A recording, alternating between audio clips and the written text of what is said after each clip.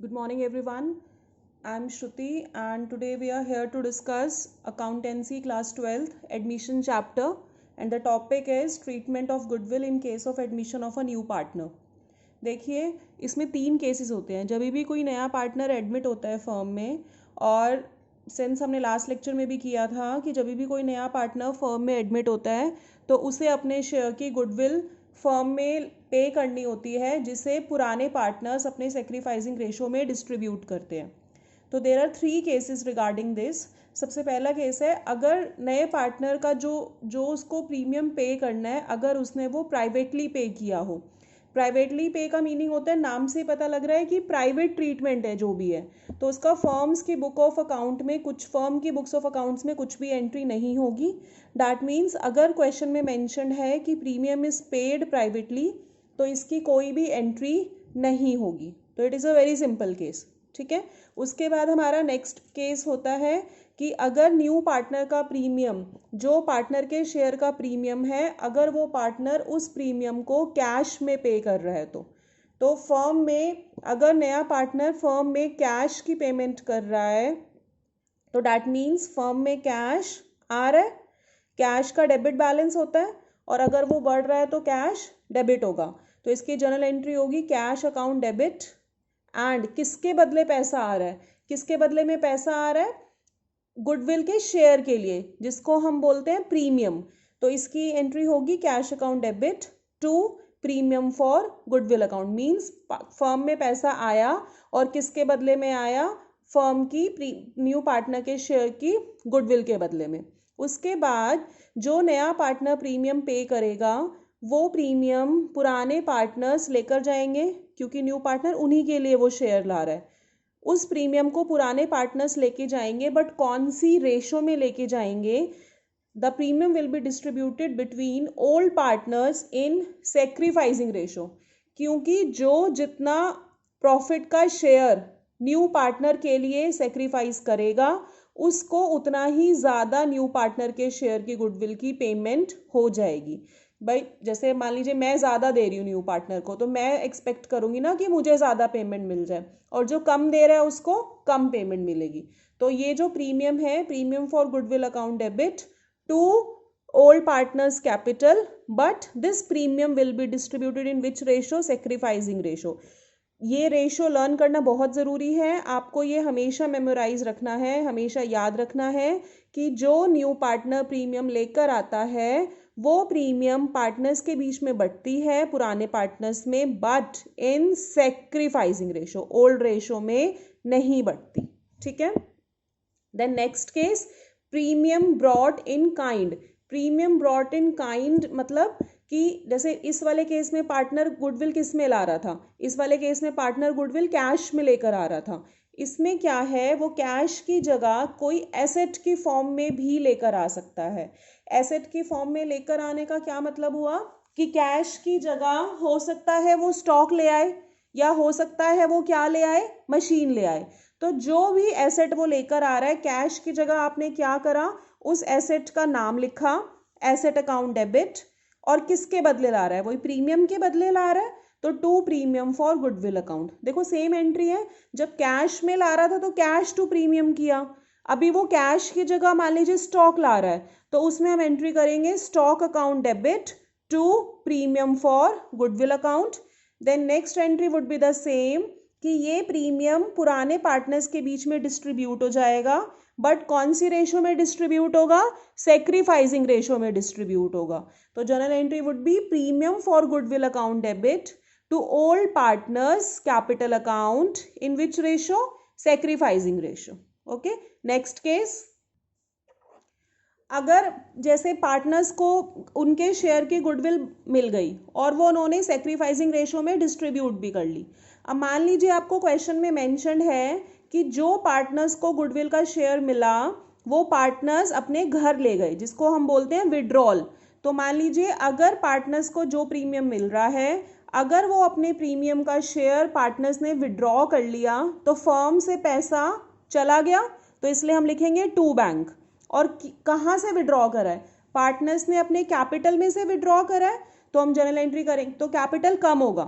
Capital कम हो रहा है तो डेबिट हो जाएगा, तो journal entry would be partners capital account debit to bank, जितने से भी विड्रॉ करा है। अगर आधा गुडविल विड्रॉ करा है तो आधी अमाउंट से एंट्री हो जाएगी, पूरी गुडविल विड्रॉ की है तो पूरी अमाउंट से एंट्री हो जाएगी। ओके, उसके बाद नेक्स्ट केस, आपका नेक्स्ट केस नहीं है एक्चुअली, नेक्स्ट पॉइंट है। देखो, एक होता है कि जो न्यू पार्टनर गुडविल फर्म में लेकर आता है तो वो कहाँ से कैलकुलेट होती है, वो होती है गुडविल वैल्यूड। लेकिन कई बार क्या होता है, बैलेंस शीट में ऑलरेडी गुडविल एग्जिस्ट कर रही होती है। अब सिंस जो पुरानी गुडविल एग्जिस्ट कर रही है वो तो पुराने पार्टनर्स की है, तो उस गुडविल को ख़त्म करके हम लोग न्यू गुडविल फॉर्म में लिखेंगे जो कि नए पार्टनर्स मिलके बनाएंगे। बट उसके लिए आपको पुरानी गुडविल को पहले राइट ऑफ करना पड़ेगा। जैसे कि जो पुराने रिजर्व्स होते हैं, पुराने प्रॉफिट होते हैं, वो भी पहले न्यू पार्टनर के जस्ट एडमिट होने से पहले पुराने पार्टनर्स अपने शेयर में डिस्ट्रीब्यूट कर लेते हैं। ऐसे ही अगर कोई गुडविल ऑलरेडी बैलेंस शीट में एग्जिस्ट कर रही हो, क्वेश्चन में कैसे मेंशन्ड होगा, या तो लिखा होगा ऑलरेडी एग्जिस्टिंग वर्ड मेंशन्ड होगा, ठीक है, existing word would be there, या क्वेश्चन में वर्ड होगा already appearing word, already appear कर रही होगी, तो वो पुरानी गुडविल है, उसको पुराने पार्टनर्स ख़त्म कर लेंगे। गुडविल का डेबिट बैलेंस होता है, अगर वो राइट ऑफ हो रही है तो वो क्रेडिट हो जाएगी, तो इसकी जर्नल एंट्री होगी old partners capital account debit to goodwill account, in which ratio, ये वाली ओल्ड रेशो है। माइंड यू, जो नया पार्टनर अपने शेयर की गुडविल फर्म में लेकर आ रहा है वो पुराने पार्टनर्स सेक्रीफाइसिंग रेशो में डिस्ट्रीब्यूट कर रहे हैं। जो गुडविल बैलेंस शीट में ऑलरेडी एग्जिस्ट या ऑलरेडी अपीयर कर रही है वो पुराने सभी पार्टनर्स के बीच में डिस्ट्रीब्यूट हो जाएगी। किस रेशो में डिस्ट्रीब्यूट होगी, ओल्ड रेशो में डिस्ट्रीब्यूट हो जाएगी, ठीक है। उसके बाद एक लास्ट केस और आता है, अगर नया पार्टनर अपना प्रीमियम कैश में नहीं लेकर आ पाता, तो अपना प्रीमियम कैश में नहीं लेकर आ पाता मीन्स वो लाना चाह रहा है, ना वो प्राइवेटली पेमेंट कर रहा, ना वो काइंड में पेमेंट कर रहा, बट वो कह रहा है मेरी एंट्री करो, मतलब प्राइवेट पेमेंट में तो एंट्री नहीं होती।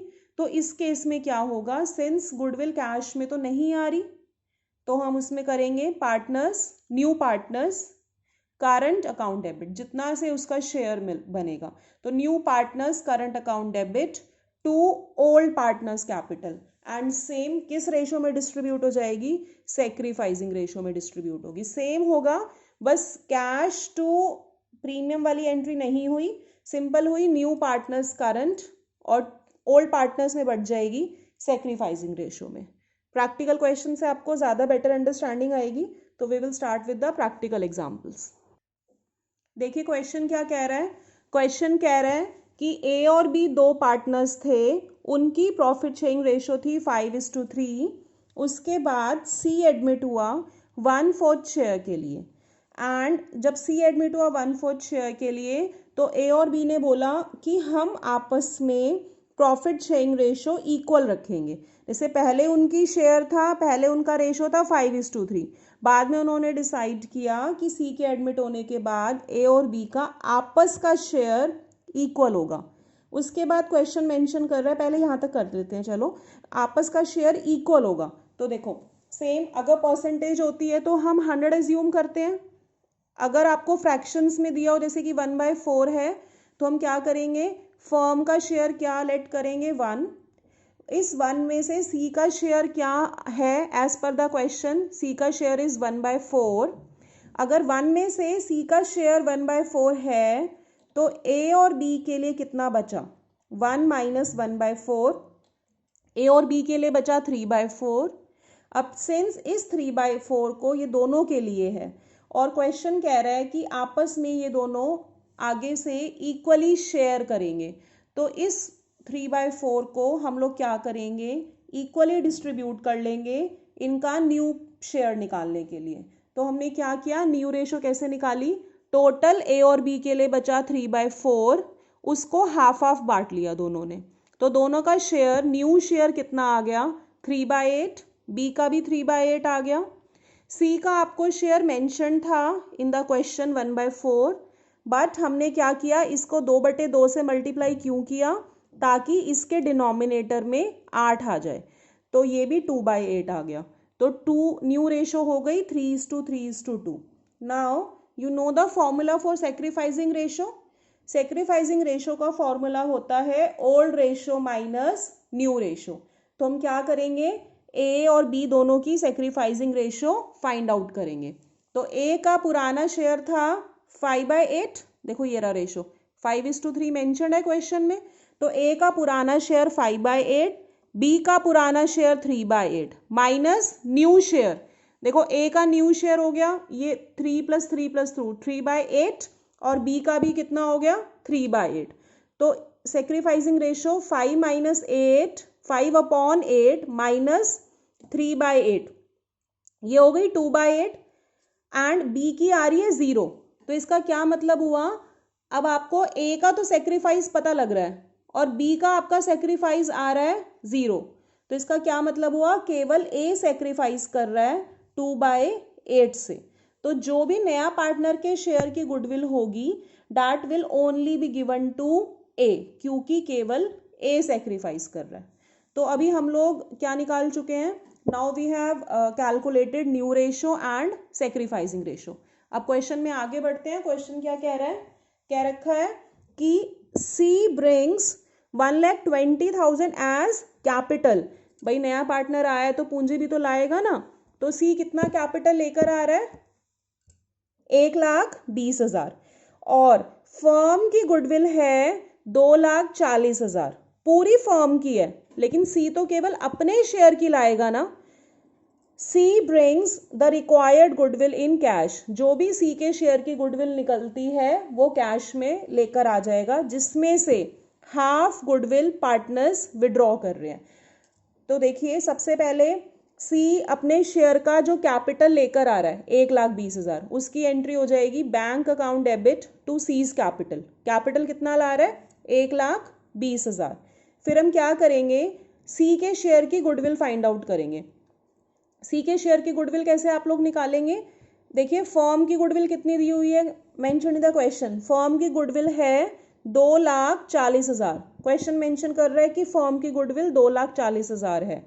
फर्म की गुडविल 2,40,000, जिसमें से हम लोग सी के शेयर की निकाल लेंगे 1/4, तो सी के शेयर की गुडविल आ जाएगी 60,000।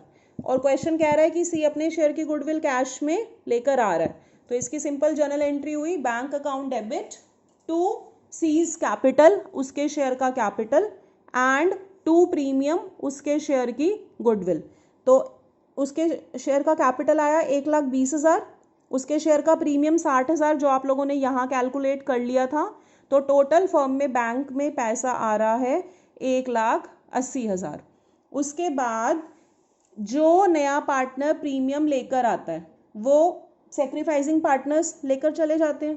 तो लेकिन इस क्वेश्चन में सेक्रीफाइस तो केवल ए कर रहा है, तो इसकी एंट्री होएगी premium account debit to A's capital 60,000।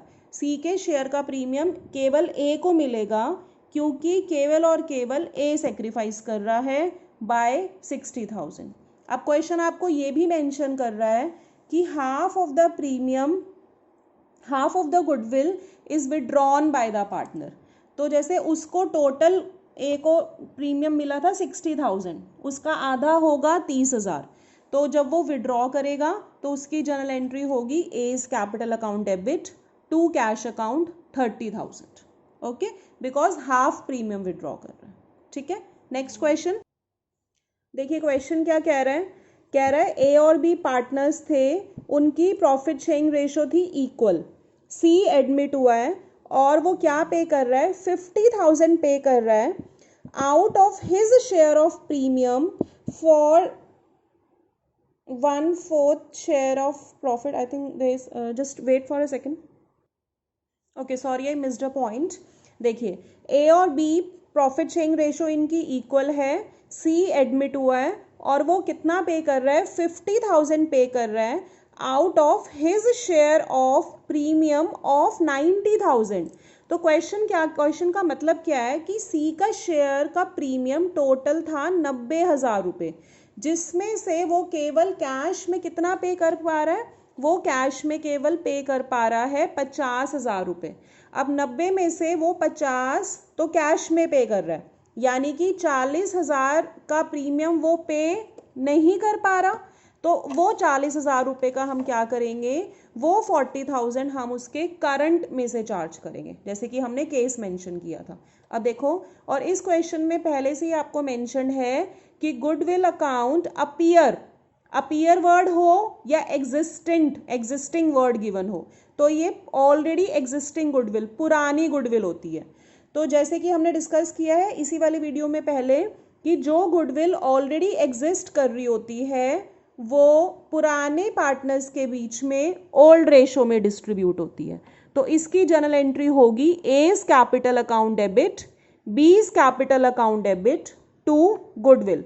जो पुरानी गुडविल है 3 लाख रुपए की है और इनकी प्रॉफिट शेयरिंग रेशो इक्वल थी, तो ये वाली इक्वल गुडविल क्या हो जाएगी, दोनों में इक्वल डिस्ट्रीब्यूट हो जाएगी, मतलब पुरानी गुडविल इन्होंने राइट ऑफ कर दी है। तो ये आपकी पहली एंट्री हो गई। उसके बाद since it is a question of silent case, जैसे कि हमने new calculation of new profit sharing ratio वाली वीडियो में डिस्कस किया था कि जब आपको क्वेश्चन में ओल्ड रेशो गिवन हो, न्यू पार्टनर का शेयर गिवन हो, इसके अलावा अगर हमें क्वेश्चन में और कुछ भी मेंशन ना हो तो सेक्रीफाइसिंग रेशो ओल्ड रेशो के इक्वल ही होती है। तो इसमें आपको अलग से सेक्रीफाइसिंग रेशो कैलकुलेट करने की ज़रूरत नहीं है, वो सेम आएगी 1:1। ओके, तो अब देखिए ये 50,000 रुपये कैश में लेकर आ रहा है, तो पहले तो इसकी जर्नल एंट्री हुई bank account debit to premium account 50,000, ठीक है। उसके बाद जैसे क्या होगा, टोटल प्रीमियम तो बट 90,000 था, 40,000 रुपये कहाँ से चार्ज होगा, करंट से, क्योंकि ये 40,000 ये कैश में नहीं ला पा रहा, so therefore it would be charge to current account.